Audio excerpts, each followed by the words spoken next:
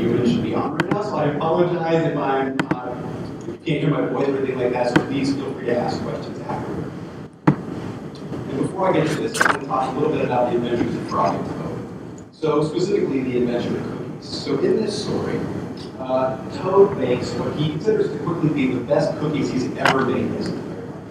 He says, these are so good, I have to give these to my homie Frog. So he goes over to Frog's house, and sure enough, Frog takes one bite and is like, these are the best cookies I've ever made. They proceed to then just stuff cookies into their mouth, one after another. Eventually, they're like, we're going to get sick. We just keep eating these cookies. Like, I will have one more and then we'll stop. I will have one more and then we'll stop. One more. And eventually, Frog's like, you know what? We need to show you willpower. We're going to stop eating these cookies. Toad is like, what is willpower? Frog, ever wise, says, willpower is trying hard not to do something you really want to do. You know, when psychologists talk about self-control, this is really the image that is conjured, is that it's a student or a child just gritting and bearing it and suppressing immediately available information. Right? And then you transplant this into models where we know that self-control predicts achievement outcomes. And if we kind of assume that the reason that they are better able to do they get higher grades and so forth, is because they are more likely to suppress the information better, doing more often. But a closer examination reveals that this might not be the full story. For example, we know that there are a lot of things that can go wrong with suppressing information. The first is that if you effortlessly inhibit temptation in one situation, it's going to impair your ability to do it in other situations, or ego temptation. We also know that the ability to inhibit temptation is impaired by numerous experiences that are pretty common to everyday life, like stress and fatigue. Right? Another thing that Dan Wegner showed us is that suppressing something has the ironic effect of actually making it more psychologically stable. So these limitations of suppression of temptation led us to think that this is probably not the whole story that's going on. Right? There's something else that's happening. And in fact, we actually ran another study as part of this broader investigation. We found that students with higher self-control report suppressing temptation less frequently than students with lower self-control. So again, what's going on? We propose that there's another mechanism that might be explaining this effect, and that's that students with higher self-control are forming better habits, which not only allows them to suppress temptation less frequently, but also predicts better habits. So habits can be defined as automatic behavioral dispositions that are triggered by situational or contextual cues. So habits are formed by repeating the behavior over and over again under stable circumstances. So if you go into your car and you button your seatbelt, over and over, do this over and over again, eventually there's going to be an association formed so that when you just see your car, when you get in, you're going to automatically cover your seatbelt. If you ever walk into a room with the power is out, you click on the light switch, you see a habit, right? Not really. The fact that there's no power doesn't really stop you. And if you think about a lot of academic goals, they're really rooted in this repetition. A successful student doesn't just study one time. Someone who's physically fit doesn't exercise once. Right? Do this over and over and over again. And so this might be why habits and effective routines could actually be more beneficial over the long run for students. There's a couple other advantages to habit that might be worth considering. The first is that they don't require conscious attention. Right? These are automatic dispositions. So even if you're stressed, even if you're absent-minded, you have a lapse of motivation, habits are still going to be active. They're still going to initiate those routines that you've established. And we suggest that because habits are automatically triggered dispositions, is that they have the added benefit of making us do work where it matters, right? On the task itself. So rather than deciding each day whether I'm going to study, what I'm going to study, overcoming the justifications for not studying, habits kind of circumvent all of that cognitive noise and allow you to redirect your effort towards the task itself. In fact, William James actually speculated on this in his Principles of Psychology in 1890. He said that we should make automatic as many useful activities as we can so that we can set free our higher mental powers for their proper. Right. And this speculation has been bolstered by research on elite performers. So world-class musicians, for example, engage in the most intensely effortful practice at about the same time each day. And this distinguishes them from expert performers who don't make that world-class status. Right? So it seems to suggest that world-class elite performers understand that habits actually can help them engage in the effort that's required to accomplish their goals. So before I move into the study, this is the theoretical model that we're testing. So again, insofar as self-control predicts long-term achievement outcomes, we're arguing that it does so primarily through the formation of effective or beneficial habits, which in turn facilitate effort, and then, cumulatively over time, these things should all explain why self-control leads to better. Just a quick note on how to measure habits. So we use Wendy Wood's approach. She's a psychologist at the University of Southern California, and she multiplies the ratings of behavioral frequency with context stability. And this measurement approach really follows logically from how habits form, right? Repeating a behavior over and over again under stable conditions. So you get ratings of behavioral frequency as well as where they do it, so physical location and the time that they do it.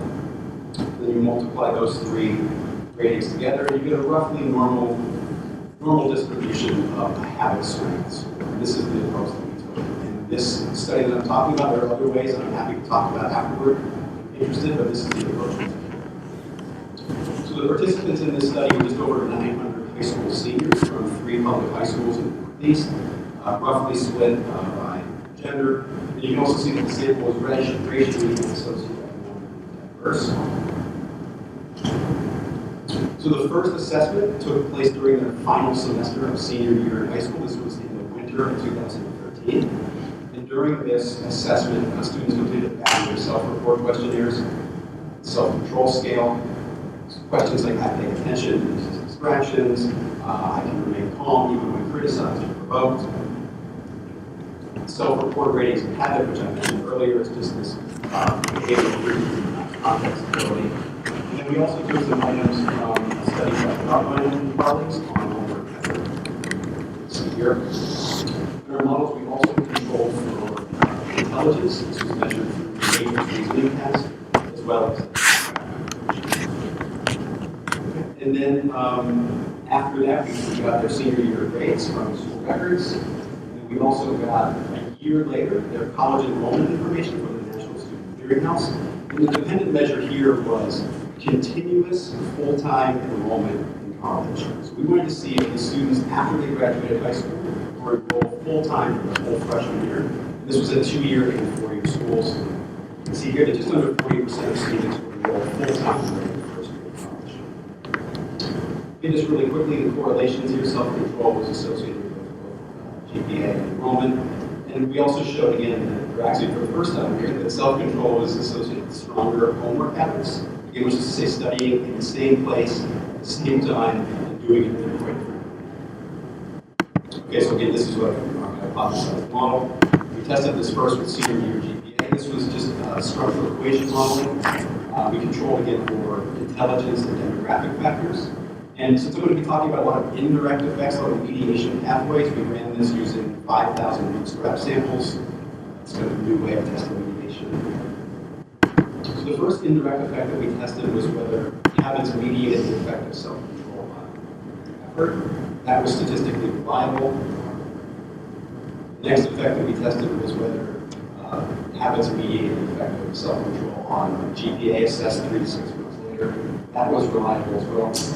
And then finally, we tested the full path model, where self-control predicts habits, which in turn predicts effort, which in turn then predicts higher grades, and that was also statistically reliable. We just replicated this with using full-time enrollment. Again, kind of the same structural equation path model.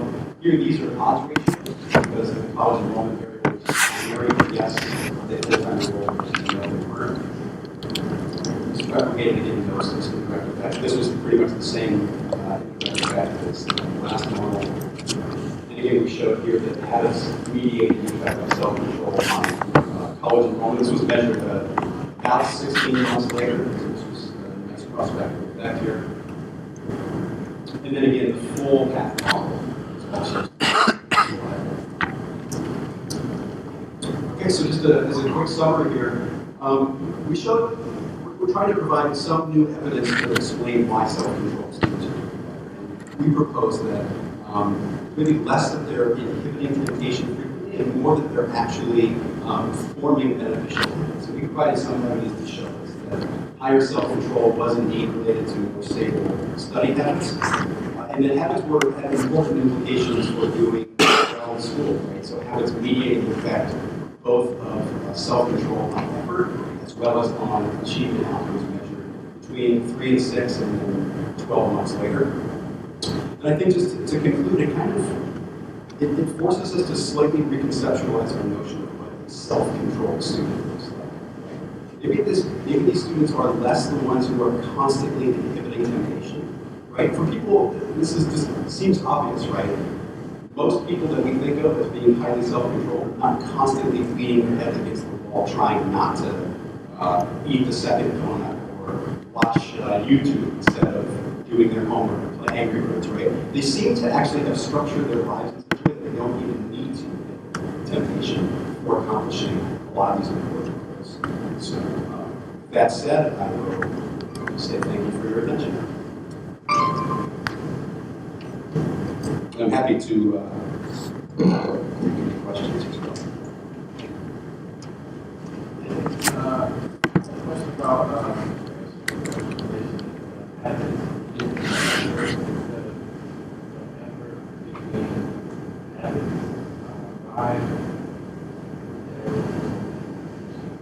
That's a great question. So this is the model that we chose to assess. We actually mentioned in the paper that we write, we could easily see it being the other way around, right? So it's likely in all reality going to be a bidirectional, probably a virtuous cycle, right? So the people that have strong habits are going to be able to engage in more effort. They're going to get positive feedback from that, and then it's going to further reinforce that habit, which is then going to lead to more effort. So this was just the theoretical model that we decided to test. But to your question, it could very easily be the other way around as well.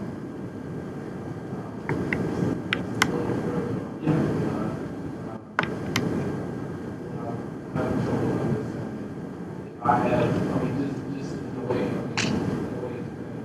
if I have right habits in place, why might I? Why might I? There's more that I'm always